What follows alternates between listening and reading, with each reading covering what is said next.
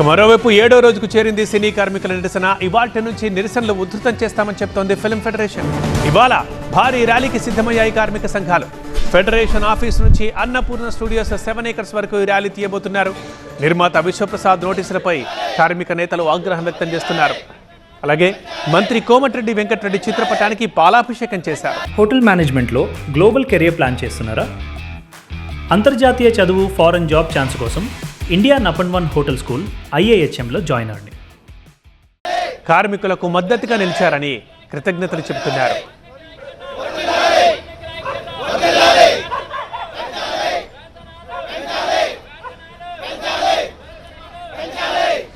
రేపు ఫెడరేషన్తో పాటు నిర్మాతల్ని మంత్రి కోమటిరెడ్డి పిలిచి మాట్లాడుతా అన్నారని కార్మికులు చెబుతున్నారు. వారు ఏమంటున్నారో మరిన్ని డీటెయిల్స్ మా కరెస్పాండెంట్ శ్రీధర్ అందిస్తారు. శ్రీధర్,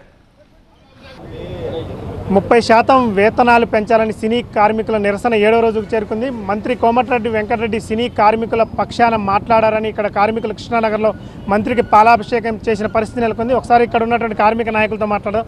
సార్, మంత్రి కోమటిరెడ్డి వెంకటరెడ్డి ఎందుకు పాలాభిషేకం? ఆ రోజు హైదరాబాద్ రావడానికి కారణం కాంగ్రెస్ పార్టీ.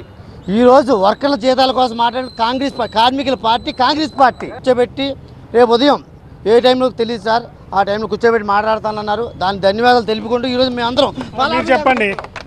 ఇప్పుడు కోమటిరెడ్డి వెంకటరెడ్డి గారు మా కష్టాలని తెలుసండి. 95 నుంచి వారన్నీ తెలుసు, సీఎం గారు తెలుసు, అందరికీ తెలుసండి.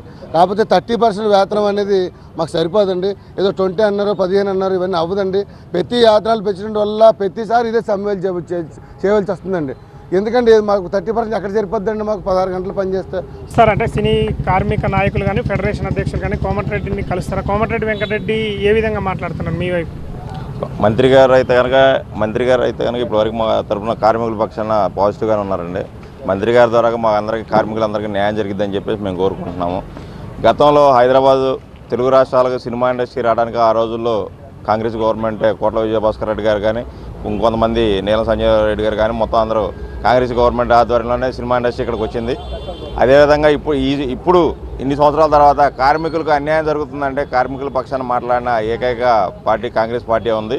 ఇప్పుడు అలాగే మాకు యనమల రేవంత్ రెడ్డి గారు కానీ జూబ్లీ కాన్స్టిట్యూషన్లో ఉన్నారు. కోమటిరెడ్డి వెంకటరెడ్డి గారు కూడా మాకు న్యాయం చేస్తామని చెప్పారు. రేపు చర్చలకు పిలుస్తామని చెప్పేసి అన్నారు. ఇంకోటి ఏంటంటే మా మీద న్యాయం చేయమని చెప్పేసి అడిగామని చెప్పేసి మా మీద కేసులు పెడుతున్నారు. ఆ కేసులు పెడుతున్నందుకు కేసులు ఉపసంహరించుకోమని చెప్పినందుకు కానీ మా పిల్లలందరూ కూడా ఈ సంతోషం కోమటిరెడ్డి గారికి పాలాభిషేకం చేయడం జరిగింది. దీనికి ఎందుకు అంటున్నారు, మాకు పెంచడం కోసం ఎందుకు అంటున్నారు తెలియదు. ఆయన గారు రోజుకు 1,50,00,000 రూపాయలు లాస్ పోతున్నాం అని చెప్పేసి అన్నారు. 1,50,00,000 రూపాయలు మాకు రోజు ఆయన లాస్ పోతున్నాడు. కానీ మేము ఎంత అడుగుతున్నాం అంటే మొత్తం అందరికీ కనుక మేము అడిగిన రేషియో కనుక కలిపిస్తే సుమారుగా ఒక 5 లక్షలు 6 లక్షల రూపాయలు మాత్రం పెరుగుతుంది ఒక రోజుకి, అంతకుమించి ఎక్కువ అవుతుంది. మేము అది అడిగినందుకే మా మీద లీగల్ నోటీసులు ఇస్తున్నారు.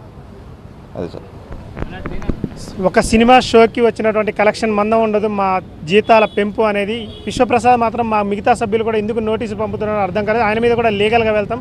చాలామంది నిర్మాతలు, అంటే కొంతమంది నిర్మాతలు మాకు వ్యతిరేకంగా ఉన్నా కానీ మంత్రి కోమటిరెడ్డి వెంకటరెడ్డి మాత్రం సినీ కార్మికుల వెంట ఉన్నందుకు మాత్రం అతనికి పాలాభిషేకం చేశామని ఇక్కడ కార్మిక నాయకులతో పాటు యూనియన్ సభ్యులు కూడా అంటున్నారు. కెమెరా పర్సన్ లక్ష్మణ్తో శ్రీధర్, TV9 హైదరాబాద్.